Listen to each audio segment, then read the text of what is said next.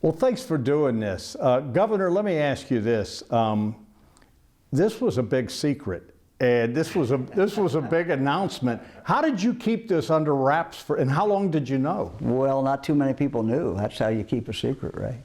Don't have too many people. Fran and I and a couple of my key people in my office knew, and that was it.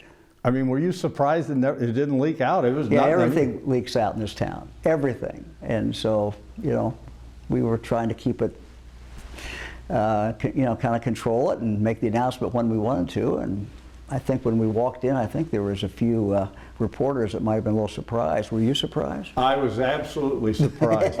I was shocked, because I've known Tress for a long time, an incredible football coach.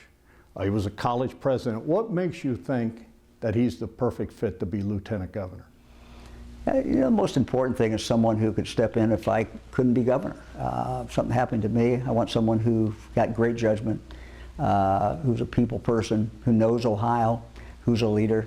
Jim Tressel is all of those things. And Fran and I actually went over to his house, and I called up and said, could we come over and set a time? And Fran and I went up there, and we did get a view of the Buckeye Man Cave, which is, if you have not seen it, you need to go see it. But it's pretty great. But look, I just told him, I said, look, you're the person I would trust if something happened to be, and I think also with your background, particularly at Youngstown State, I've watched what he's done at Youngstown State. He's worked with the business community. He's focused on job creation, economic development. And marrying the university with businesses so kids could have jobs. All of those things are what we have to do in the state of Ohio, and we have to do it even more. So, all those reasons, I thought he was the perfect fit.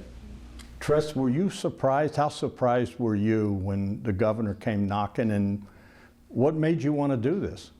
Well, I think he might have told me he was going to see a grandson play basketball or something. but I was surprised, but I also knew we talked a lot over the years about education and workforce.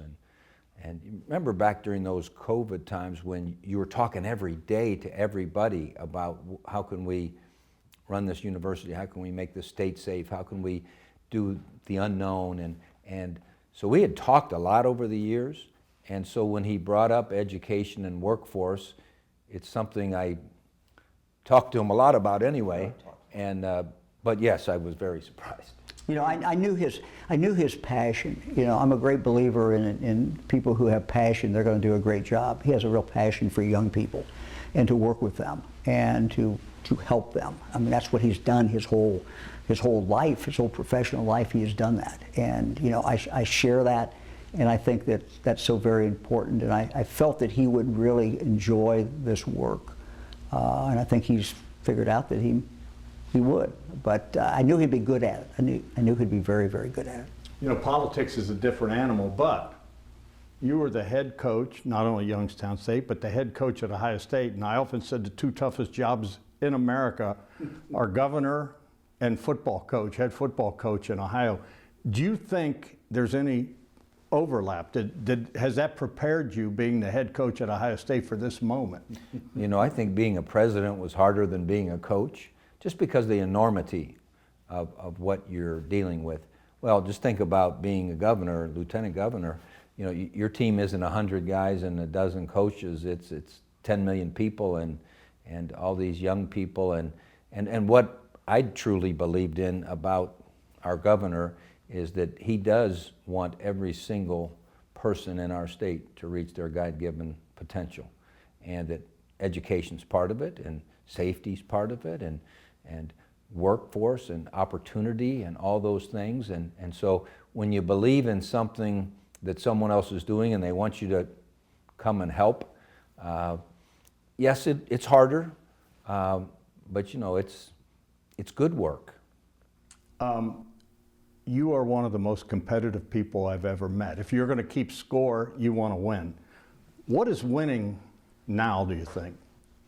Well, I really think that we've got to grow our workforce, because this administration in particular has done a great job of getting us opportunities. You know, whether you think of the Intel or the Anduril or the things up in the Mahoning Valley, the Ultium and the Kimberly-Clark, and the things in Cleveland, keeping Sherwin-Williams, and all those things they've done, we've got to get the workforce to fill them. And so that competitive scoreboard of how can we have less people leave our state and go work somewhere else, attract more people to come to our state, to be educated and to get in the workforce, and so those are the things that that we'll want to measure, and then just keep having those opportunities come to the state, because everyone recognizes it's a great place with a wonderful lake and a wonderful river and a lot of natural resources and hardworking people, and they have an educated workforce. Governor, it sounds like he's done his homework. What do you envision Jim Tressel being as Lieutenant Governor? What kind of things do you want to see him do? Well, you know, Dom, we got to this point really because of our long relationship, and it really kicked up when he became president of Youngstown State. Then during the pandemic, you know, we were on the phone, you know, sometimes every single day. But I really saw his passion when Fran and I went to visit him as president at Youngstown State, and we saw his passion for workforce, for young people. And he really understands it. He understands how this all has to come together. And so, you know, people have asked me, when did you decide to ask him? It's been a long time coming, frankly. I mean, a long time coming. We didn't have a vacancy, obviously, as Lieutenant Governor, but I wanted him to be part of our team. And it's just worked out now that, of course, with John Husted going to the U.S. Senate, there is an opening to be a Lieutenant Governor, and it would seem to me to be a perfect fit. I want him to continue to do what he's done. You know, economic development, job creation, education, you know, how all those things come together. He's really an expert in that area. The other thing, when we were talking, you know, before I left, I said to him, I said, Jim, you know, there's something that I wanted to get involved in, and we just haven't done it. I wanted to do it, and that is, let's focus on physical fitness for our young people. And I said, this is something that I think you can take on. You know all the athletes, you know everybody, and we're not sure how we're going to do this, but we've got, Fran reminded me, we have 100 weeks left in my administration, and 100 weeks working with Jim, and we're going to do something in this area. We're not quite sure yet what, but we're going to figure it out. You said something to me back when your football team was getting ready to play Miami, and I don't have to tell you, no one gave you a shot. Ohio State didn't belong in that game, and I remember you told me in your office, just me and you said, we just want a shot. We got a shot. It's just getting in. You can't win it if you're not in. Now you have this chance. Is there any similarities? Yeah, you know, you're always grateful for opportunities. And, you know, as Ellen reminded me, you love trying to help. And now I have an opportunity to see if I can help. And it's going to be an honor to work side by side with the governor and Fran and his amazing staff. I mean, you talk about a lot of smart people. Every meeting I sit down, I know I have the lowest ACT score in the whole room, and it's just an amazing group of people, and so it's going to be an honor to work with them. But you have enjoyed throughout your career proving your critics wrong. Is that fair? Well, you know, I don't know if I ever spent any time worrying about the critics. Just want to spend time thinking about what's the right thing for the task you're called upon, and if you're doing the right thing and you're working hard and you have good people around you, you know, the critics come and go, but we just need to do what's right. The critics are there, Governor, but you know what? Do you feel like, as a sports terminology, is this a touchdown? Is it a home run for the state of Ohio? Oh, it is. I mean, we're very, very fortunate. We were blessed for 6 years to have John Husted as Lieutenant Governor of the state. He did a phenomenal job. We're going to close out with 2 years with Jim Tressel. As I said, I can't think of anybody better to do this, and I'm just so happy that he said yes. You know, Fran and I were going over there, and I said, you know, Fran, the odds are that he's not going to be interested in this. This is a big, kind of a big change, and I don't think but we got to ask him. I said we got to ask him because he's who we want. And we started talking, and I think the further we got in the conversation, I could kind of tell that Jim was interested in doing it. You know, at the introduction, I loved it, Tress, when you said, I'm focused on the next 699 days. That's all I'm focused on. And you also referred, kind of like when I started at Ohio State, I was focused on the first 310 days to when you were going to play that team. I've known you a while. You seem pretty excited about this. Well, goals create energy, and the goals that the governor and his staff have set for how they would like to finish these last 100 weeks, 698 days, they have lofty goals. And that creates a lot of energy and excitement, and looking forward to being a part of it. Have you been working for this moment, do you think, as you look back, all of this coming to this, you think, or is it just? It's interesting. You never know what you are going to have a chance to experience. And I remember after our Ohio State coaching days were over, my old mentor, Dr. Spurgeon, said to me, your greatest impact is ahead of you.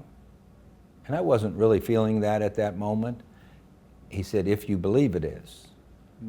And so from that time on, I got new experiences, whether it was at University of Akron or Youngstown State, or learning a little bit about what Jobs Ohio has done, and all the various times I've had a chance to sit with the governor's people. And so all of a sudden I learned about an exciting world, and now I get a chance to be a part of it.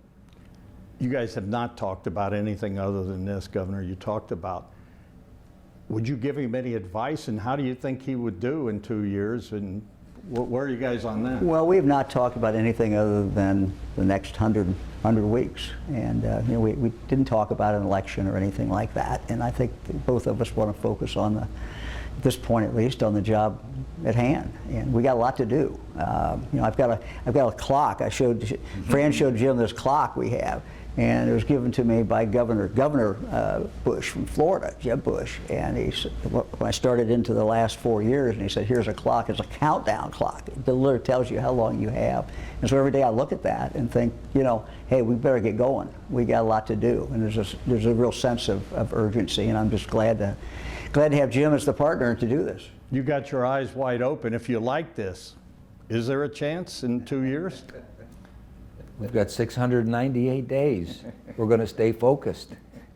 Last thing, when we were in Atlanta, I asked him a question, and what did you say? You said, Dom, you always called me the senator when I was coaching, and now you're going to be the lieutenant governor. Well, who'd have believed it?